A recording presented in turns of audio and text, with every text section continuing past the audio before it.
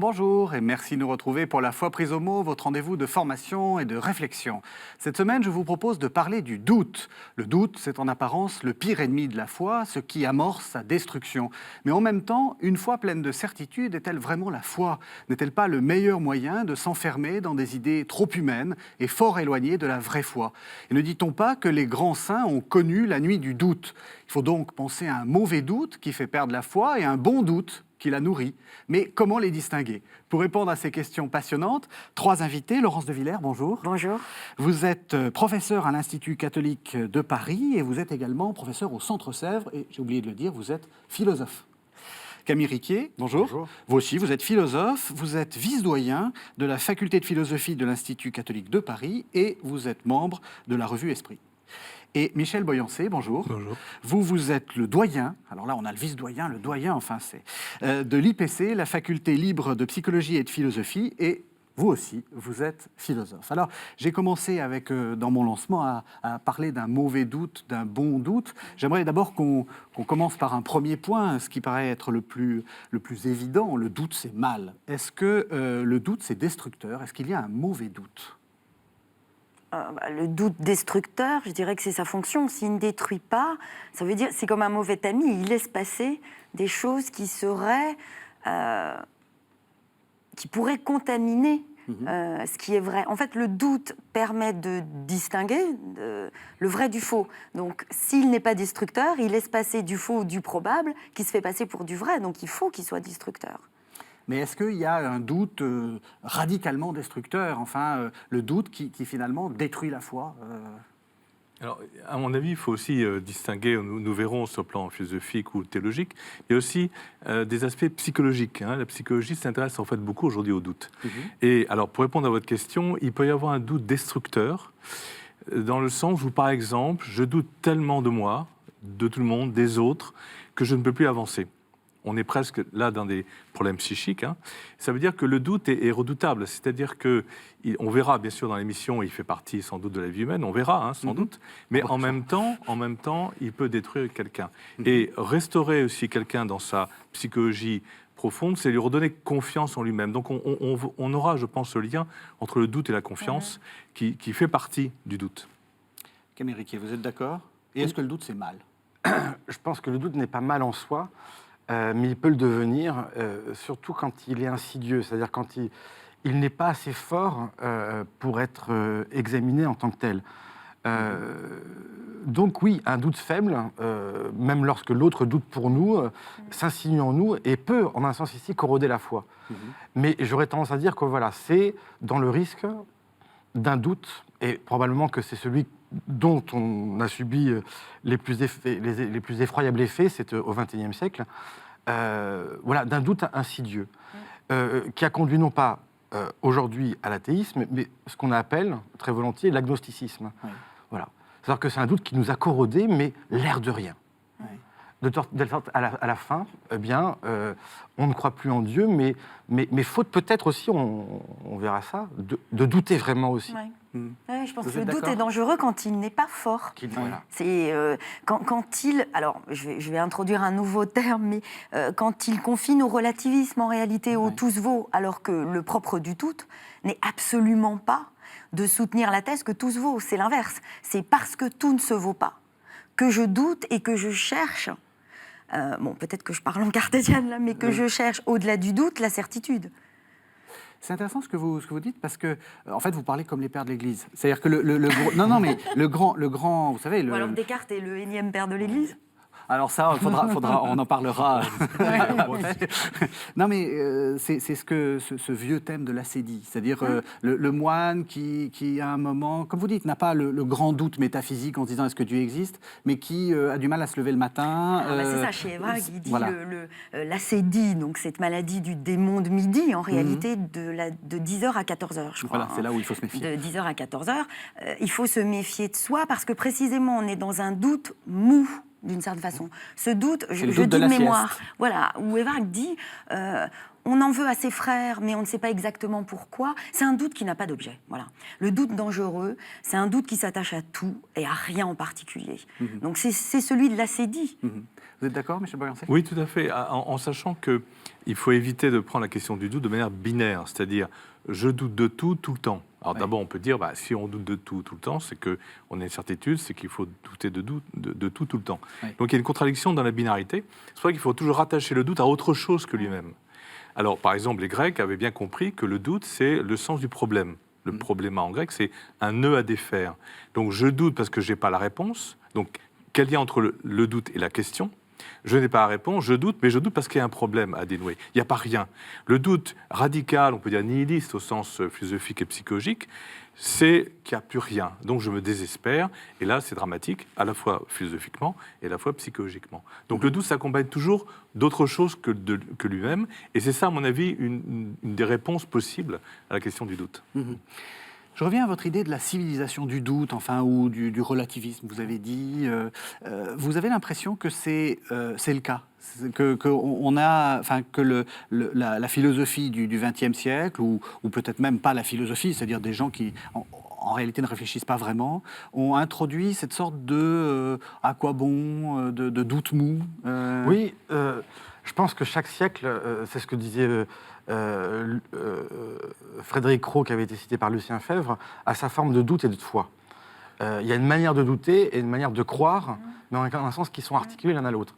Et si on devait peut-être spécifier notre siècle, et le siècle qui précède, on pourrait dire effectivement qu'on a manqué de croire fermement, mais aussi bien de douter. Ce qui fait qu'à la fin, parce que je pense que nous sommes dans une période, au fond, post-athéiste, que l'athéisme a fait son travail, il a achevé de décrédibiliser la religion, et que maintenant nous arrivons, dans un sens, dans un certain agnosticisme, où même la question ne fait plus sens. Ouais, je suis d'accord. Donc, il y a un doute qui a fini progressivement par... mais un doute insidieux, un doute sans raison, sans objet, et qui a fini par corroder, en quelque sorte, notre foi. Donc, il me semble que c'est ce qui pourrait aussi bien spécifier notre siècle. Vous étiez d'accord? Oui, je suis Vous aussi, après. parfaitement d'accord. On est vraiment dans le post-athéisme. C'est très très rare d'entendre encore des affirmations athées, argumentées, fortes. Donc, Vous voulez dire des gens qui disent « moi je ne crois radicalement pas en Dieu ». C'est ça, vous dites post-athéiste. Oui. Que les gens disent... Et c'est très rare, et motivé Ouais. par des raisons et par Oui, un c'est ça. discours Oui. qui utilise le doute comme une arme. Oui. Et ça devient très très rare. C'est juste. Moi, je trouve qu'on est en réalité dans une période très croyante. Il faudra qu'on s'entende évidemment par ce qu'on entend par très croyante, mais on est vraiment après ce travail de l'athéisme, je dirais, scolaire. Il y a eu une scolastique athée avec des arguments très forts. Et du coup, il me semble qu'on est, pour cette raison-là, dans une période qui est au-delà du dogmatisme, c'est-à-dire qui affirme qu'il y a du vrai, il y a des certitudes, donc pas de place au doute. Et au-delà du scepticisme, il n'y a que du doute où la seule chose à faire est de douter. Je pense que ce qu'on vit, je reprenais ce que disait Camille Riquet, est vraiment au-delà de ces camps tranchés, dogmatisme, scepticisme. Je pense qu'effectivement, on est dans d'autres Vous êtes pères. d'accord? Oui, tout à fait. Je rebondis, comme on dit, sur l'expression bof. Rebondissez. On parlait il y a quelques années de la bof génération. Je dirais le doute le plus dramatique, c'est le doute du bof. C'est-à-dire, à quoi bon? À quoi bon? Et à ce moment-là, il y a un phénomène, je ferai souvent des liens avec la psychologie parce que c'est très intéressant, il y a un phénomène psychologique qui s'opère, qui fait que, en fait, la seule chose qui compte, c'est moi. Si j'évite le doute de la dépression, où je m'engloutis dans le doute, si j'ai un doute du type bof, après tout, pourquoi pas, c'est moi qui deviens la mesure. Et à ce moment-là, le risque, c'est que je ne doute même plus de moi, puisque le seul horizon, c'est moi, c'est l'horizon narcissique, en fait, de la relation. Et on finit par glisser sur une certitude du doute qui peut être aussi très dangereuse, parce qu'il n'y a plus de transcendance, il n'y a plus que moi. Voilà. Et le bof, c'est la démission, en fait, de l'intelligence philosophique, théologique. Et ça nous gagne, ça nous contamine un petit peu parce que on est dans des plaisirs, donc on va de plaisir en plaisir, de satisfaction en satisfaction, et comme il n'y a plus rien, il n'y a plus de sens, il n'y a plus de transcendance, il n'y a plus de religion, il n'y a plus de Dieu, c'est bof. Voilà. Et à mon avis, c'est problématique, notamment pour l'éducation. Je pensais psychologiquement. Alors là, je parle sous votre contrôle. Il me semble que dans la dépression, on n'a plus la force de douter. Moi, je continue à avoir une force dans le doute. Je trouve qu'il y a une force de discrimination, de discernement, de volonté. Il y a une volonté du vrai, quand même. La situation inconfortable du doute fait qu'on a envie d'arriver quelque part. Ça, c'est le doute philosophique. C'est ce qui nous sauve du doute mortifère.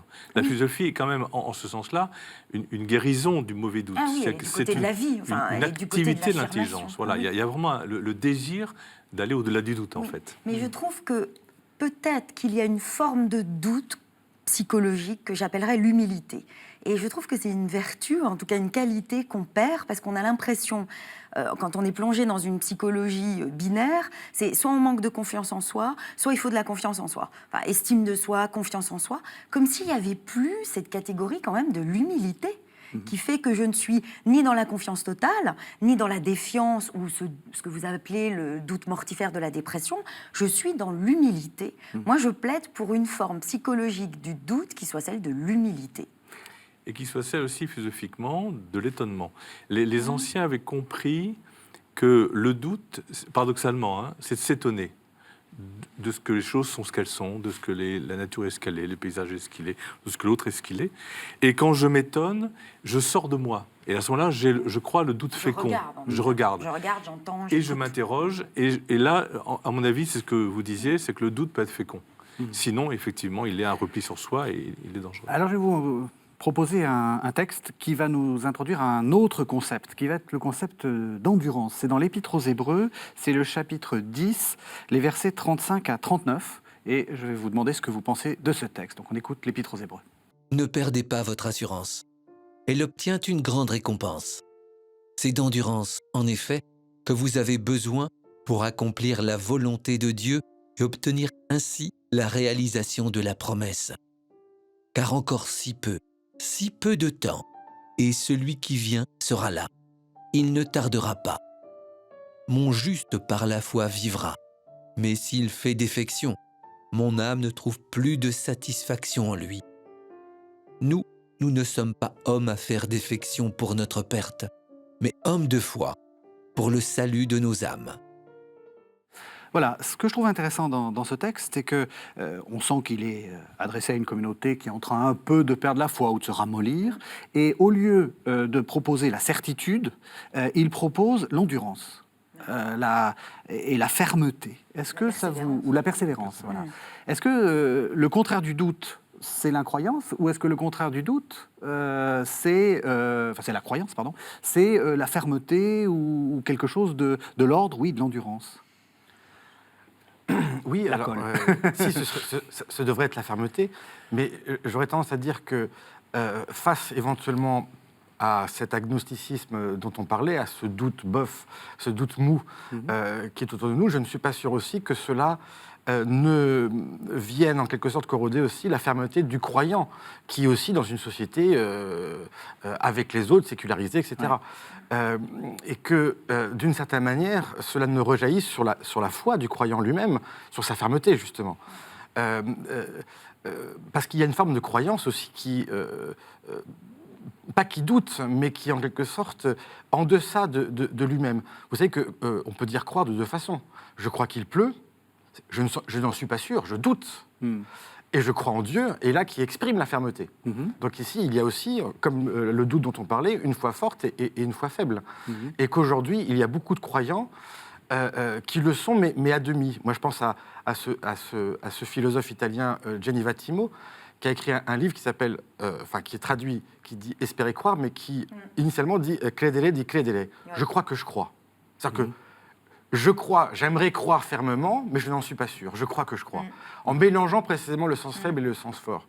Et que d'une certaine manière, ce qui nous menace aussi, c'est justement ce manque d'endurance, cette absence de fermeté face précisément à un doute aussi faible que lui. Et il me semble que c'est ça qui spécifie aussi un petit peu ce siècle que nous avons traversé. Oui, et dans la lettre aux Hébreux, si je ne me trompe pas, on a aussi cet impératif, il faut rendre compte de son espérance. Oui. Et je pense qu'on ne peut pas rendre compte de son espérance qui n'est pas une espérance béate ou une illusion ou une fuite. L'espérance demande un courage, je pense que c'est indissociable. Oui. Voilà. Rendre compte de son espérance demande précisément de ne pas être en deçà de sa foi, de pouvoir en rendre compte dans un monde qui n'est pas christianisé, enfin, ou qui est déchristianisé, ou plutôt achristianisé, en fait, dans ce monde post-athée dont nous parlions. Et si nous sommes contaminés par ce doute mou, qui fait une foi un peu molle, en deçà de la fermeté du croire, je pense qu'effectivement, on n'a pas les armes pour rendre compte de l'espérance, qui est quand même quelque chose de difficile de rendre compte de l'espérance. On arrivera à ça dans la troisième partie, parce que vous avez compris qu'on est en train de faire une dissertation de philosophie très Une classique. bonne dissertation de philosophie. Thèse, le doute c'est mal, antithèse, on va y arriver. Le doute c'est bien, je suis en train de faire la transition. Justement, j'aimerais que vous entende sur le doute positif. Est-ce que, on a dit donc qu'on est dans un doute mou, etc. Est-ce que la solution, c'est une foi affirmée, c'est-à-dire une foi qui ne douterait pas d'elle-même, qui serait dans la certitude, enfin, vous voyez, est-ce qu'il faut confondre endurance et certitude? Alors, à mon avis, la réponse est clairement non. C'est-à-dire que le doute fait partie de la vie humaine. Ça, on pourra en reparler. Redites-le, dites-le parce le que doute c'est... fait partie Oui. de la vie humaine. Voilà. Oui. Dans le sens où il ne faut pas raisonner de manière binaire. C'est je doute, je ne doute pas. Oui. Je doute, je ne doute plus.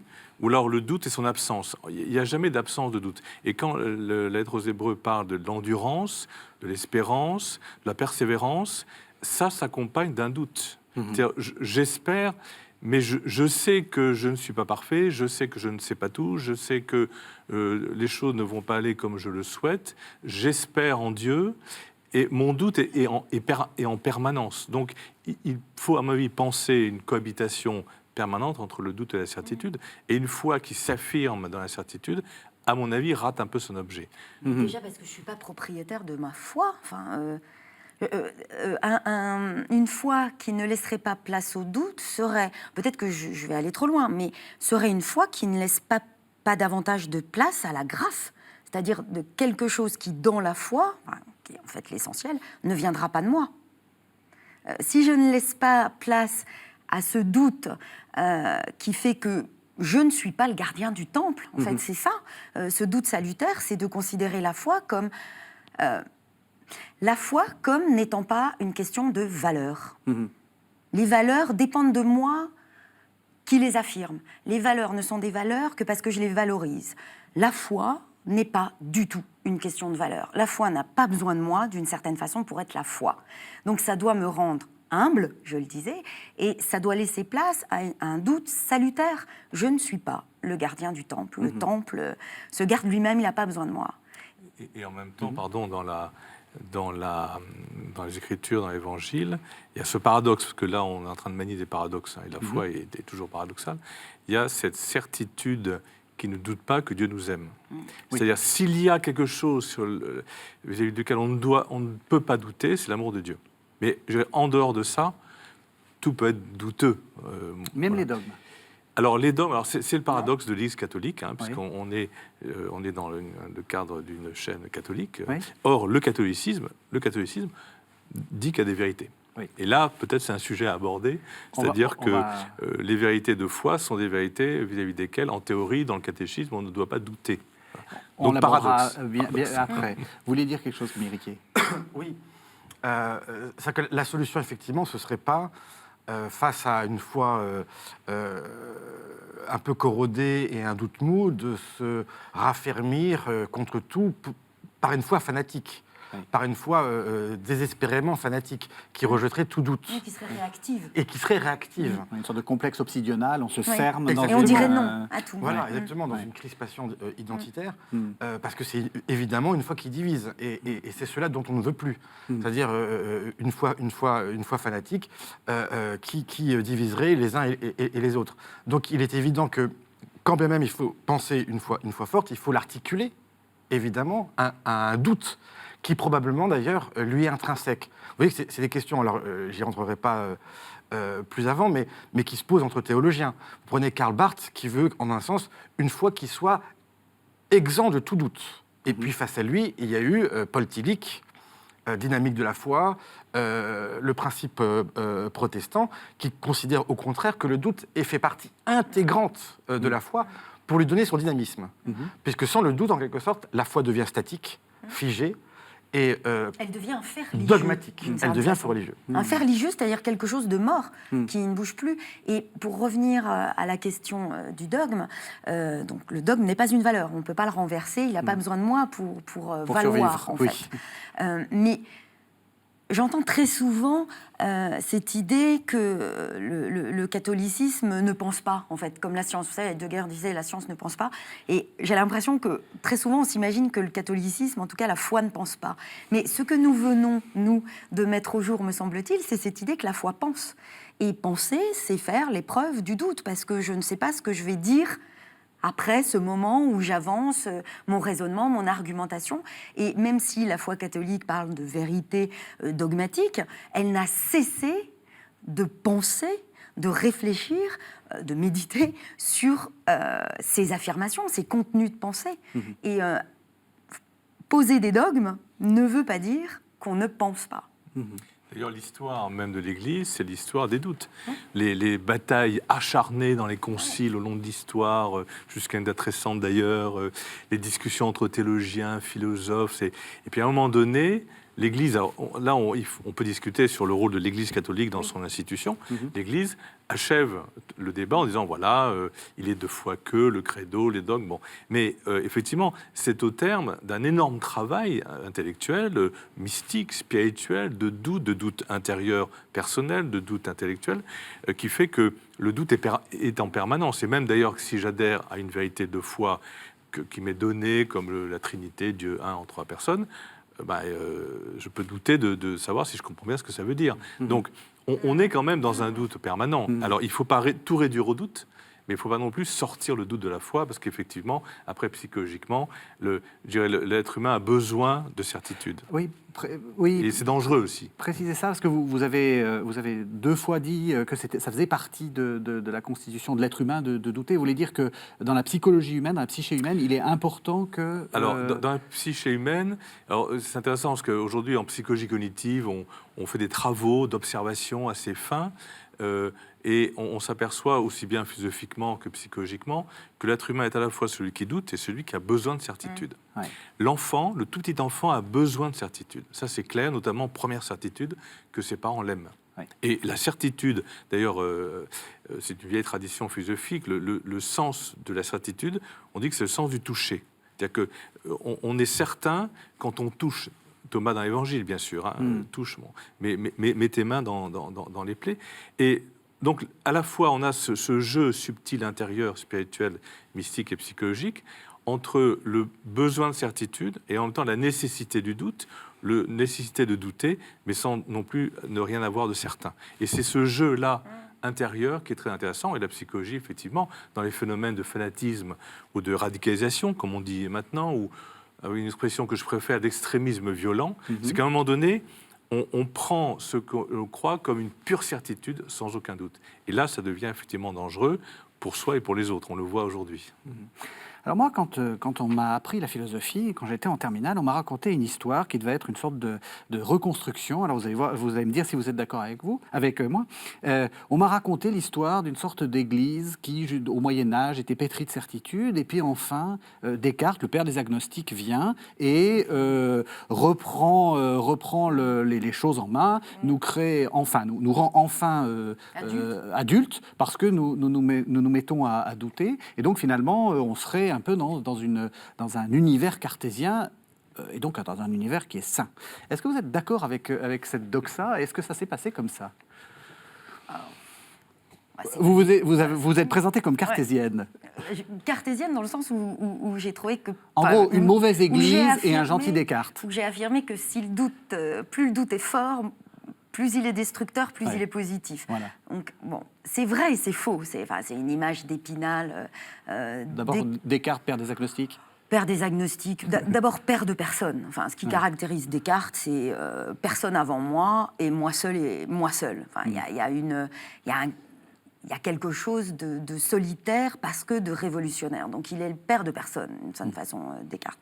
L'agnosticisme, ça n'a aucun sens. Enfin, au XVIIe siècle, en plus son siècle, je crois que ça n'a vraiment aucun sens. L'erreur qu'on fait me semble assez simple mais dévastatrice, c'est que effectivement pour Descartes, on ne va à la vérité, on n'est pas d'emblée dans le vrai ou dans le faux. On a une histoire. On a une histoire avec le vrai et le faux. Et avant même d'énoncer quoi que ce soit, on est pétri d'affirmations, d'opinions, de certitudes qui sont ni vraiment certaines ni fausses, qui sont molles, c'est ce qu'on disait. Et donc, effectivement, pour pouvoir aboutir quelque part, il faut déjà faire le ménage. Descartes, c'est ça, c'est le doute, c'est commencer par se défaire de tout ce qu'on a et qui nous encombre. Dans ce sens-là, c'est vrai. Le rapport au vrai, selon Descartes, commence par douter. Mais l'erreur qu'on fait, je disais, c'est qu'on croit que Descartes doute de Dieu et demande qu'on doute de Dieu. Pas du tout. Il demande qu'on doute des discours mous, plus ou moins faux, plus ou moins vrais, en tout cas indécidables, sur Dieu. Il le dit dans la première méditation, c'est une entreprise de destruction. Qu'est-ce que j'ai qui tient la route? Rien. Qu'est-ce que j'ai? Quelles sont mes pensées qui tiennent la route? Aucune. Et parmi ces pensées, il y a ce qu'on m'a appris, j'ai une ancienne opinion de Dieu. Et bien cette ancienne opinion de Dieu, de qui est Dieu, comme toutes les autres, elles ne tiennent pas l'épreuve du doute. Donc Descartes ne dit pas qu'il faut douter de l'existence de Dieu ou de Dieu. Il dit qu'il faut douter des discours qu'on tient sur Dieu, parce qu'il va en donner d'autres, plus solides. Vous êtes d'accord? Oui, bien sûr. Quand il s'agit de Descartes, je suis d'accord avec Laurence de Villers. Vous êtes spécialiste de Péguy, qui était aussi spécialiste de Descartes. Absolument, qui se disait aussi cartésien et Il bergsonien. a écrit les meilleures pages sur Descartes. Et qui a des très belles pages sur Descartes. Non, Descartes n'a pas du tout introduit le doute dans une Église qui était jusqu'ici confiante d'elle-même. Le doute traverse l'histoire de l'Église. Il y a un scepticisme chrétien qui remonte à Lactance. Donc on n'a pas attendu Descartes pour ça. En revanche, je pense que le XVIIe siècle et Descartes jouent un rôle important par rapport au siècle qui le précède, qui est le siècle de Montaigne. C'est-à-dire un siècle ravagé par la guerre de religion, qui a conduit à un certain relativisme des croyances, forcément, qui découvre d'autres continents, d'autres croyances. Et je pense que le XVIIe siècle, et Descartes en particulier, a été aussi une réponse à ce relativisme qui gagnait le XVIe siècle. C'est la contre-réforme, d'une certaine manière. C'est-à-dire, c'est réaffirmer sa foi contre le doute qui était venu jusqu'ici. Donc en cela, je pense que le doute de Descartes est absolument sain. Et on peut dire de Descartes qu'il est à la fois l'inventeur de la table rase, celui qui a douté, et aussi fervent catholique. C'est-à-dire celui qui, et à mon avis, il exprime parfaitement le XVIIe siècle, qui a une foi forte et un doute fort. Et les deux doivent s'articuler ensemble. Absolument. Et qui veut asseoir la foi catholique sur des bases qu'il juge plus saines. C'est assez simple, l'objectif de Descartes. Il pense que, jusqu'à lui, on a fondé la foi sur une philosophie qui est celle d'Aristote. Et il trouve que cette philosophie d'Aristote n'est pas assez solide et que la philosophie de type cartésien serait plus solide, mais pour défendre la foi. Pas pour, ni pour l'écarter, ni pour dire la foi ça m'intéresse pas, c'est pas mon domaine, je m'en occupe pas, je veux pas en parler, ni pour évidemment la rejeter. C'est en fait le grand projet de Descartes, c'est de faire une scolastique mais qui soit cartésienne. C'est-à-dire que la première étape dans les écoles de théologie, ça serait la philosophie cartésienne, qui est plus solide, pour une fois plus solide. Moi, j'aurais deux remarques sur votre question. La première remarque, c'est que les débats philosophiques ont été un peu occultés par les débats majeurs théologiques autour de la réforme, la contre-réforme. Ça a beaucoup durci les positions et ça a occulté, en fait, dans la période médiévale, tout un travail philosophique dont je vais parler, qui a été vu comme une pure instrumentalisation par l'Église catholique de sa position dogmatique par rapport à la réforme. C'est la première remarque. Donc, si on veut revenir aux enjeux philosophiques, pour répondre à votre question sur le Moyen-Âge et cette période en fait extrêmement riche qu'on redécouvre aujourd'hui, heureusement, il n'y avait pas avant les ténèbres et après la lumière, c'était un peu plus compliqué que ça. Les médiévaux, même saint Thomas, qui a écrit une somme qui est redoutable parce qu'on a enfermé saint Thomas dans la Somme et dans la doctrine catholique, donc ça a été une arme redoutable, et à mon avis, ce n'est pas du tout l'esprit des médiévaux. Mais quand on regarde ni celui de Thomas, quand on regarde les travaux des médiévaux, ils avaient l'art, qui est différent de la méthode cartésienne, à mon avis, les deux sont complémentaires, l'art de faire des questions disputées. Quand on regarde, par exemple, les questions disputées chez Thomas, pas dans la Somme, mais même un peu dans la Somme, mais dans ce qu'on appelle les questions disputées, il y avait une question, et puis 15 objections, 15 opinions. Ils avaient l'art du commentaire. Ce n'est pas l'art de la tabula rasa, mais l'art de dire, voilà, tous ceux qui m'ont précédé ont dit des choses intéressantes, qu'est-ce qu'ils ont dit, quel problème je pose, quel doute j'émets, quelle objection, quelle réponse, etc., etc. Une forme d'art de la synthèse, en fait. L'art de la synthèse et de la question. Et de la question La discussion. La douteuse. discussion, ouais. Voilà, parce qu'on ne sait pas trop. Et puis, on distingue effectivement les questions de foi, de vérité de foi indubitable, ça on pourra en parler. Et puis, il y a un ensemble de questions disputées. Et aujourd'hui, on a beaucoup de questions disputées. Et donc, il faut manier bien, avec précaution, cette transition historique, parce qu'il n'y avait pas, d'un côté, une révélation de la modernité, et de l'autre, encore une fois, une période médiévale qui était obscurantiste. Ils avaient un art consommé de la discussion dialectique, de l'art de débattre des opinions. Je vous propose donc qu'on parle dans un troisième partie, thèse, antithèse, synthèse. Mais avant transition, je vous propose qu'on écoute le texte de Matthieu 28. C'est donc l'apparition au 11, puisque Judas, chez Matthieu, s'est suicidé. Au 11, les disciples se rendent en Galilée, ils voient Jésus et ils commencent à avoir des doutes. Quant aux 11 disciples, ils se rendirent en Galilée, à la montagne où Jésus leur avait ordonné de se rendre. Quand ils le virent, ils se prosternèrent, mais ils eurent des doutes. Jésus s'approcha d'eux et leur adressa ces paroles. « Tout pouvoir m'a été donné au ciel et sur la terre. Allez donc, de toutes les nations, faites des disciples, les baptisant au nom du Père et du Fils et du Saint-Esprit, leur apprenant à garder tout ce que je vous ai prescrit. Et moi, je suis avec vous tous les jours, jusqu'à la fin des temps. » Voilà, on a entendu ce texte, moi, que je trouve intéressant, parce que, d'une certaine façon, donc, c'est le Christ ressuscité qui se propose à la vue. Il a, on pourrait dire, suffisamment de puissance pour imposer, par un claquement de doigts, la foi à tous ses disciples, d'une certaine façon. Mais on montre qu'ils ont des doutes. Alors, ça montre à la fois que c'est bon d'avoir des doutes, et ça montre aussi à la fois que Dieu ne fait pas le choix d'imposer sa vérité. Il nous laisse la possibilité d'avoir des doutes. Qu'est-ce que ça nous dit justement de ce que c'est que la foi ? Moi, je dirais dans Vous pouvez contester ma lecture. Non, Mais c'est vous l'exégète. Ah oui, non, mais moi, justement... Il faut distinguer le côté intellectuel du doute sur une proposition donnée, des questions, de l'étonnement, et puis la rencontre. La foi, c'est une rencontre avec Jésus, avec le Christ.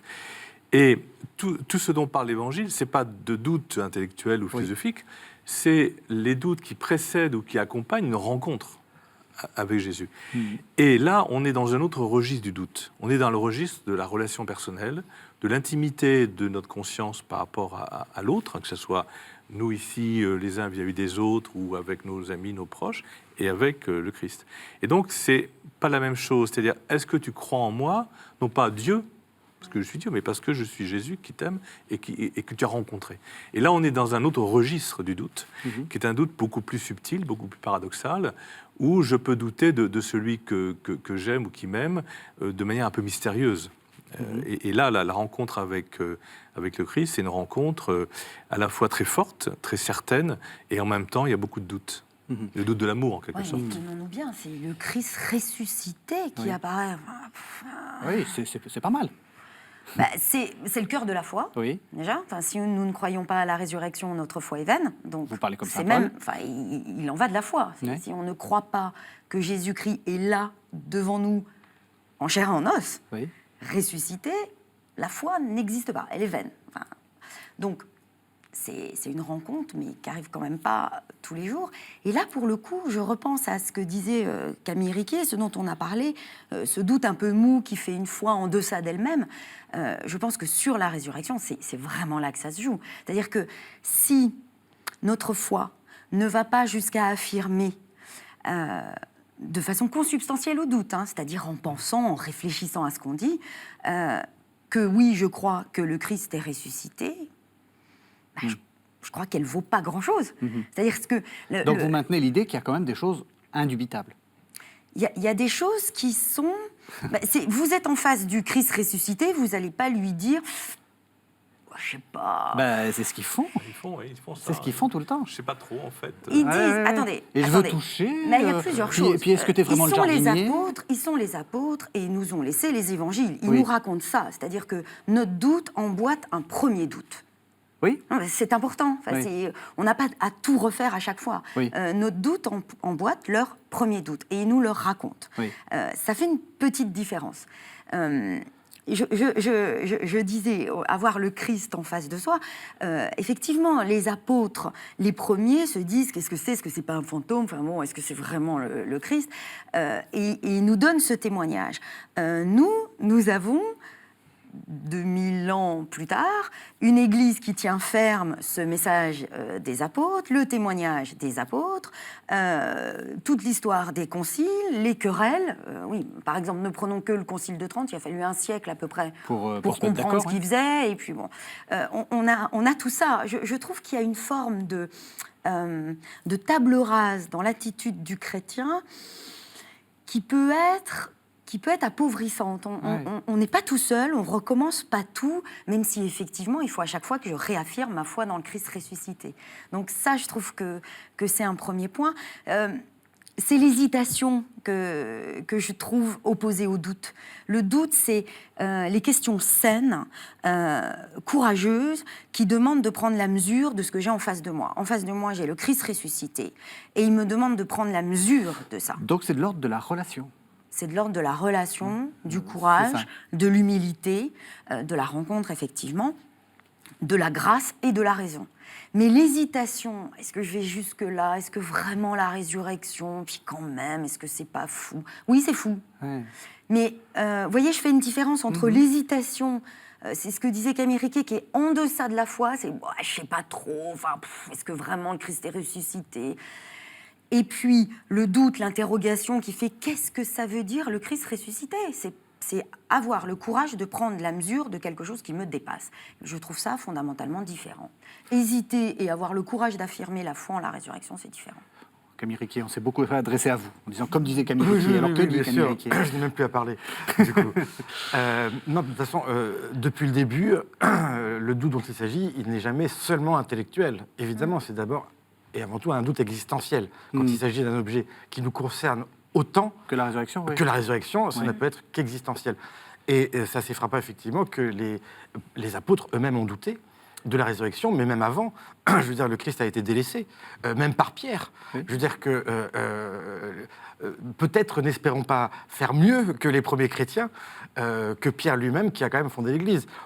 Eux-mêmes ont douté, hein, donc c'est une manière aussi quand même de nous inviter à intégrer le doute au sein de la foi. C'est-à-dire que la foi est aussi un acte libre, c'est-à-dire qu'il nous laisse la possibilité de choisir ou non. Donc ça, c'est la première chose. Après, la foi, le doute doivent être en quelque sorte assimilés l'un à l'autre. Je pense que vous dites qu'il y a de l'indubitable dans la foi. Évidemment. Je le dis, enfin... Sauf qu'il n'y a pas que ça. Oui. C'est-à-dire que d'une certaine manière, nous croyons peut-être plus. Nous présumons peut-être trop de notre croyance. Nous croyons ce que croit l'Église. Donc d'une certaine manière, et bien souvent, sans examiner dans le détail. Oui. C'est la foi du charbonnier. Oui. Vous voyez, vous connaissez l'épisode du charbonnier face au diable qui veut le tenter. Qu'est-ce que vous croyez vraiment? Je crois ce que croit l'Église. Mais que croit l'Église? Elle croit ce que je crois. Ce qui a rendu confus le diable, le charbonnier s'en est allé. Mais d'une certaine manière, c'est une croyance par délégation. Oui. Oui. Vous voyez ce que je veux dire? Je crois ce que croit l'Église. Donc, Et d'ailleurs, forcément, il y a de l'indubitable. qui est une croyance, enfin, qui est un système qui n'est pas propre à l'Église. Je délègue aussi une partie de ma croyance aux scientifiques lorsqu'ils me disent... Exactement. Complètement. Oui. Complètement, c'est essentiel. Complètement. Oui. Sauf qu'après, peut-être vient le temps, à un moment, d'examiner Ce à quoi je crois. ce à quoi je crois, ici ou là. Et c'est là où la critique, le doute, l'examen devient essentiel. C'est-à-dire que notre foi, quand bien même, est une sorte de diamant brut. Et j'imagine toujours le doute comme un burin qui vient en quelque sorte faire de ce diamant un merveilleux cristal. Et pour saisir l'indubitable, pour que ne subsiste plus que l'indubitable. Et alors, justement, comment est-ce qu'on articule ce côté intellectuel, organisé, qui serait une sorte de dépôt de l'Église, j'aime bien votre expression, par délégation, et mon appropriation personnelle, qui est forcément subjective et qui est aussi, comme vous disiez, ça m'intéresse beaucoup, de l'ordre de la rencontre, enfin, de la relation personnelle. Comment est-ce qu'on fait pour articuler les deux? Il y a dans l'Évangile, Jésus semble douter. Il y a des moments de grand doute sur la croix. Et puis avec Pierre, quand il m'aime-tu. C'est-à-dire que, en fait, le seul doute qui ne vaille pas, ce que j'ai dit tout à l'heure, c'est le fait de ne pas douter que Dieu nous aime. Mais en même temps, le Christ se rend compte que dans notre humanité, nous doutons quand même de ce dont on ne devrait pas douter. Donc, pédagogiquement, il lui pose ces questions, qui sont extraordinaires, parce que c'est par rapport au reniement, bien sûr, par rapport à tout ce qui s'est passé Donc avant. ça intervient après. Après le reniement. Au moment de la résurrection. Pierre, m'aimes-tu? Mais si, je t'aime. Et il y a un cheminement du doute, non pas de Jésus sur Pierre, mais de Pierre vis-à-vis de Jésus, que Jésus purifie en quelque sorte par ces questions. Et donc, effectivement, le doute de la rencontre, c'est le doute essentiel dans l'ordre de la foi, existentiel, essentiellement existentiel dans l'ordre de la foi, et après, tout le reste, je dirais, s'articule dans l'ordre de la foi à partir d'une rencontre. Et dans l'Évangile, il y a une pédagogie du doute. La femme adultère. Enfin, si on relit l'Évangile, c'est Jésus qui nous accompagne dans notre doute et qui, en même temps, qui essaye de nous faire sortir du doute quant à l'amour de Dieu. Voilà, c'est ça, à mon avis, le message de l'Évangile quant au doute, c'est ne doute pas que Dieu t'aime. Et il y a aussi tous ces épisodes, Bartimée par exemple, où il ne faut surtout pas passer à côté du Christ qui passe, qui n'a même pas prévu de me regarder, mais je dois me mettre face à lui et affirmer que moi, je crois qu'il est le Messie. En tout cas, qu'il est le Christ. C'est-à-dire, il ne me pose même pas la question. Il ne sait pas que je suis dans le coin. Enfin, Bartimée, c'est extraordinaire, quand même. C'est lui qui me vient à l'esprit, mais il y a beaucoup d'épisodes dans l'Évangile. Le Christ passe, il ne faudrait quand même pas le rater. Et quand je parlais d'hésitation que je opposais au doute, c'est ça. Il ne faudrait quand même pas que le Christ vienne à passer. Moi, je suis en train d'hésiter. Moi, je privilégie ces épisodes. Je suis d'accord, il y a une pédagogie du doute et il y a aussi ces passages où le Christ demande « mais pour vous, qui suis-je » Donc, effectivement, il provoque notre doute. Vous doutez, mais formulez. Dites pour vous, qui suis-je. Mais il y a aussi tous ces épisodes où le Christ n'a rien demandé. Et il y a comme une urgence de ceux qui vont à sa rencontre et qui lui disent « fais quelque chose pour moi ». Le voleur dans la nuit. Il faut être vigilant. Ouais. Mais justement, ça me permet d'arriver à peut-être un dernier moment de notre émission. Dans la philosophie antique, il y avait des exercices. C'est-à-dire qu'il fallait se préparer à la mort, il fallait se préparer. Est-ce que vous diriez qu'il faut aussi à la fois se préparer au doute, et puis ce que vous venez de dire, je trouve ça très intéressant, est-ce qu'il faut aussi se préparer à la foi? Enfin, vous voyez, faire des exercices. Est-ce qu'il y a une pédagogie du doute? Est-ce qu'il y a une pédagogie de la foi? Il faut des exercices. La foi, c'est quand même un feu, je veux dire, qui peut être dangereux dans nos mains inexpérimentées. Oui. Et c'est probablement ce qui nous arrive. Pour certains, dans cette rencontre qui est peut-être avec le Christ, et qui nous trouve impréparés. Ouais. Et en cela, le doute peut être aussi dangereux lorsqu'il n'est pas bien maîtrisé. Je vous prends un exemple pour montrer que je pense que la plupart des vertus théologales, la foi, la charité et l'espérance, dans notre monde, en quelque sorte, peuvent nous arriver, mais sont mal reçues, parce que nous sommes impréparés. Oui. Prenons, pour moi, ce livre, malgré tout, qui est un réflecteur des temps modernes, qui est Le Royaume d'Emmanuel Carrère. Parce que ce témoignage-là est un témoignage complètement renversant, ambigu, puisqu'il ne témoigne pas de sa foi, mais de sa perte de foi. Et que raconte-t-il ? Justement, c'est qu'il y avait la foi d'un côté, il y avait le doute de l'autre, mais mal articulé. Oui. C'est que lorsqu'il a la foi, par sa marraine qui vit dans la Bible, etc., il engage dans le même temps une analyse. Mais il a peur de ça. Il dit, mais là, moi, j'ai été guéri par le Christ, et en même temps, l'analyse va vouloir m'en guérir parce qu'elle pense, elle, que Jésus est la maladie. Analyse, vous voulez dire une analyse psychanalytique. Oui. Il l'engage malgré tout. Et que Jésus est un problème, c'est un symptôme. Et que Jésus est un symptôme dont il faut se guérir. Est un problème. Donc, d'une certaine manière, il commence l'analyse sans jamais parler de Jésus. C'est-à-dire qu'il le met de côté. Mais c'est justement ça qui, à la fin, va lui faire perdre la foi. C'est parce qu'une certaine manière, il croyait sa foi trop fragile pour être à l'abri du doute. Exactement, c'est une foi tupperware. Mais oui, c'est ça. Faut l'isoler. Il y a encore tupperware. des discours qui pensent que la foi n'est la foi que parce qu'elle s'est hermétiquement isolée de la pensée, de la raison, du raisonnement et du doute. C'est pas vrai. Si elle est hermétique, si elle est hermétique, elle ne tient pas. Donc c'est exactement ce qui s'est passé. C'est qu'il a voulu l'abriter parce qu'au fond, sa foi était impréparée, alors qu'il aurait dû, au fond, fragile, il aurait dû l'articuler au doute. Moi, je reviens au XVIIe siècle, parce que Descartes, lui aussi, en quelque sorte, est réflecteur de son propre temps. Mais on aurait pu citer Pascal, on aurait pu citer tant d'autres. Absolument. On aurait pu citer Corneille. Corneille, dans Polyeucte, le dit magnifiquement. Qui craint de le nier dans son âme, le nie et doute de sa foi. C'est-à-dire que l'idée, c'est que la foi et le doute ne sont pas en inverse proportionnel, comme si plus nous avions de foi, moins nous douterions. C'est le contraire. Plus notre foi est ferme, moins nous avons peur de douter. Exactement. C'est la C'est-à-dire que peur qui fait la différence. C'est la peur. Donc les deux sont possibles. C'est-à-dire que nous pouvons être certains et en même temps, justement parce que nous sommes certains, nous allons au-devant du doute. Voilà. C'est cette articulation ici qu'il faut penser. Avec Qu'est-ce que vous voulez dire ? une dimension, parce que dans notre propos, on a l'impression qu'il y a chacun d'entre nous et le doute, la certitude, la foi et l'évangile et le Christ.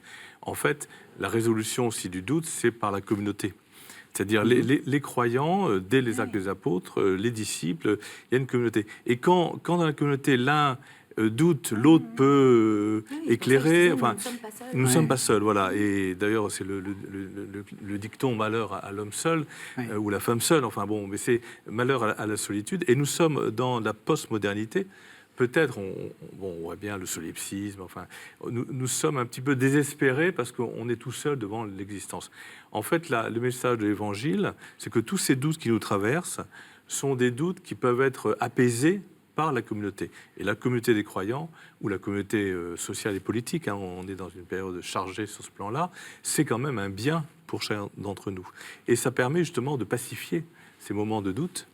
Et la communion des saints, enfin toute cette idée de communion, de communauté, fait partie de la foi.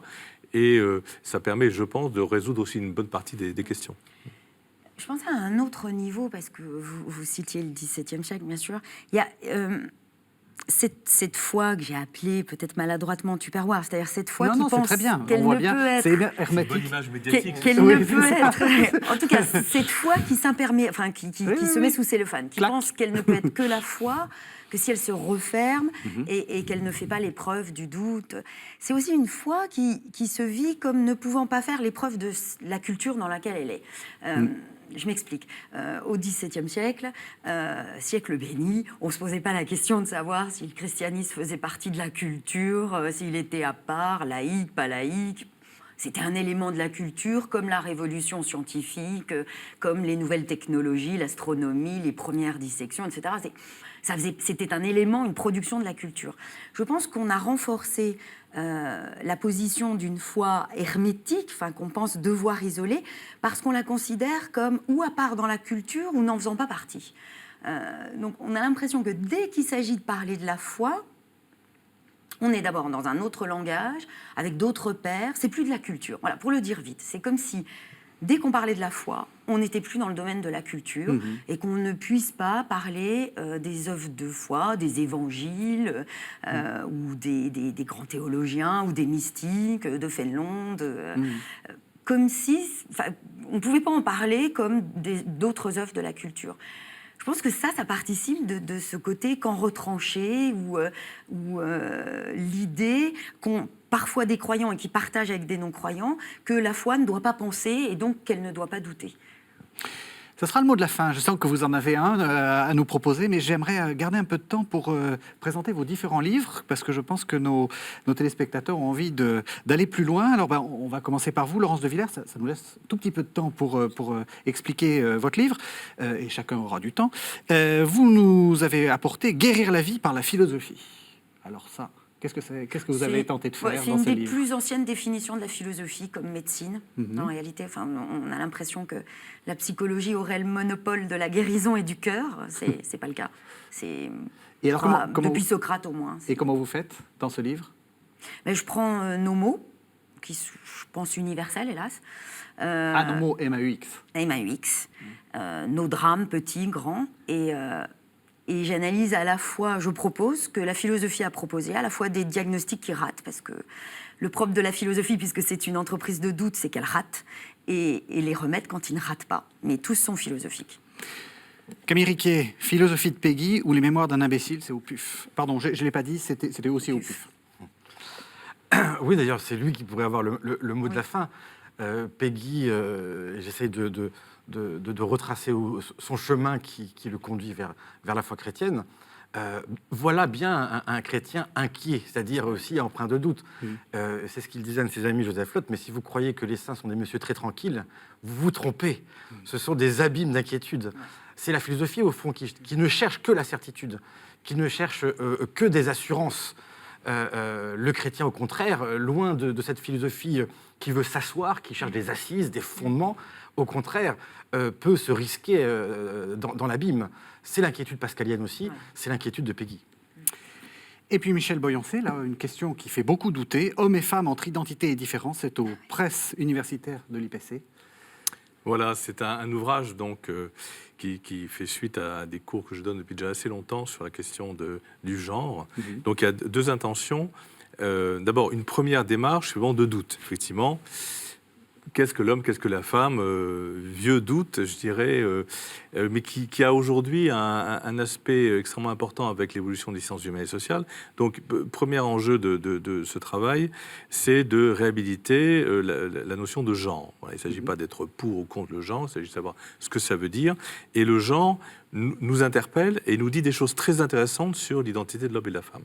Puis, deuxième moment, c'est peut-être pour dépasser un doute radical sur l'homme et la femme, qu'est-ce qu'on peut dire à la lumière de la philosophie, de la psychologie contemporaine, de la psychologie sociale aussi, pour nous réapproprier peut-être le fait que nous sommes des hommes et des femmes et sans figer les identités. Donc on est au cœur de cette période assez passionnante de la civilisation contemporaine. Alors certains s'inquiètent, pro-gender, anti-gender, donc il faut dépasser cet antagonisme artificielle pour essayer de repenser une sagesse de l'homme et de la femme à la lumière de l'évolution des sociétés. Merci vraiment à tous les trois. Puisque vous êtes tous des universitaires, j'en profite pour dire qu'on peut aussi s'inscrire, puisque c'est la rentrée dans vos différentes institutions. On cherche alors, sur des sites, Institut catholique de Paris, IPC, et on trouve des moyens pour s'inscrire. Merci à tous les trois. Merci de nous avoir suivis. Vous savez que vous pouvez retrouver cette émission sur www.ktotv.com. Merci à tous. À la semaine prochaine.